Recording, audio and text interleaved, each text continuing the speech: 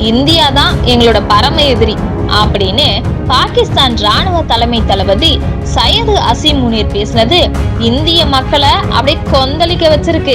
பாகிஸ்தான் விமானப்படை அணிவகுப்புல கலந்துகிட்ட அவரு 2019ல இந்திய ராணுவத்தோட போர் விமானத்தை சுட்டு வீழ்த்தினதை எடுத்து சொல்லி பெருமை வரப்பட்டிருக்காரு. ஒரே ஒரு தடவை சின்னதா ஜெயிச்சுட்டு இவ்வளோ பில்டப் கொடுக்குறாங்க. இப்ப நாம எவ்வளோ அடிச்சிருக்கோன்னு கொஞ்சமா சொல்றேன். 1971ல வெறும் 11 நாள்ல ஒட்டுமொத்த படையையும் மண்டி போட வச்சோம். 1999 கார்கில் போர்ல ஆக்கிரமிச்ச இடங்கள்ல இருந்து ஓட ஓட விரட்டி அடிச்சோம். அதே 1999ல எல்லை மீறின குற்றச்சாட்டுல பாகிஸ்தானுடைய அட்லாண்டிக் ரோந்து விமானத்தை சுட்டு தள்ளணும்.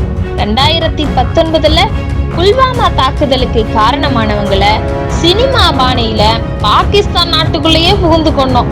அதுக்கு பதிலடியா 2 விமானத்தை பாகிஸ்தான் சுட்டு நம்ம அபிநந்தனை பணைய கைதியா பிடிச்சிட்டு போனது என்னமோ உண்மைதான். ஆனா சமரசம் பேசாம ஒட்டுமொத்த இந்திய ராணுவமும் போருக்கு தயாராச்சு. பயந்து போய் தானே அபிநந்தனை 2 நாள்ல வெளியே விட்டாங்க. 2021ல பாகிஸ்தான் வீரர்கள் எல்லை தாண்டினப்ப 22 பேரை கொன்னோம். இதுல பெரிய சுவாரஸ்யம் என்னன்னா, எப்பவுமே இந்தியா எதிர்த்து போனது இல்ல, பாகிஸ்தானே வம்புக்குன்னு வந்து நல்லா வாங்கிட்டு போவாங்க.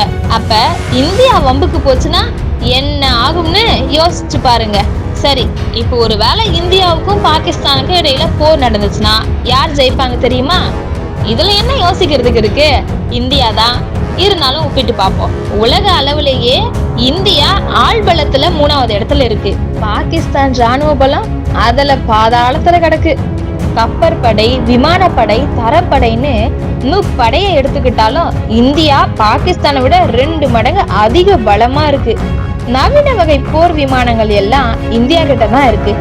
எப்பவுமே இந்தியா எதையாவது பண்ணதுக்கு அப்புறம் எங்க கிட்டயும் இருக்கு அப்படின்னு அத பாகிஸ்தான் வாங்குவாங்க. இதுல இருந்து இந்தியா எப்பவும் ஒரு படி முன்னாடி போயிட்டு இருக்குன்னு தெளிவா புரியுது. போர்னு தொடங்கினா பாகிஸ்தானுக்கு ஆதரவா சீனா களத்துல குதிக்கும். ஆனா இந்தியாவுக்கு அமெரிக்கா, சோவியத் ஒன்றியம்னு எல்லாரோட உதவியும் கிடைக்கும்.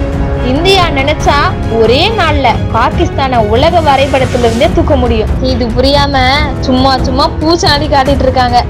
காந்திய வழியில இருக்கிற இந்தியா சுபாஷ் சந்திரபோஸ் பாதைக்கு திரும்பிச்சுன்னா எதிர்க்க எவனும் இருக்க மாட்டான். எதிர்த்தா உயிரோட இருக்க மாட்டான். பொருளாதாரத்துல இலங்கை மாதிரி ஆகிற நிலைமையில தான் பாகிஸ்தான் இருக்கு. ஆனா அதெல்லாம் புரிஞ்சுக்காம நம்மள நோண்டிட்டு இருக்காங்க. போங்கடா, போய் பொழப்ப பாருங்கடா. அடிக்கு அடி, ரத்தத்துக்கு ரத்தம் எங்களுக்கும் தெரியும். ஆனா அது தேவையில்லை. எல்லாரும் நல்லா இருக்கணும், நாங்களும் நல்லா இருக்கணும் அப்படின்னு தான் சாந்த சுரூபமா போயிட்டு இருக்கோம். பஞ்சாயத்து பண்ண தெரியாம இல்ல, பண்ண வேண்டான்னு இருக்கோம்.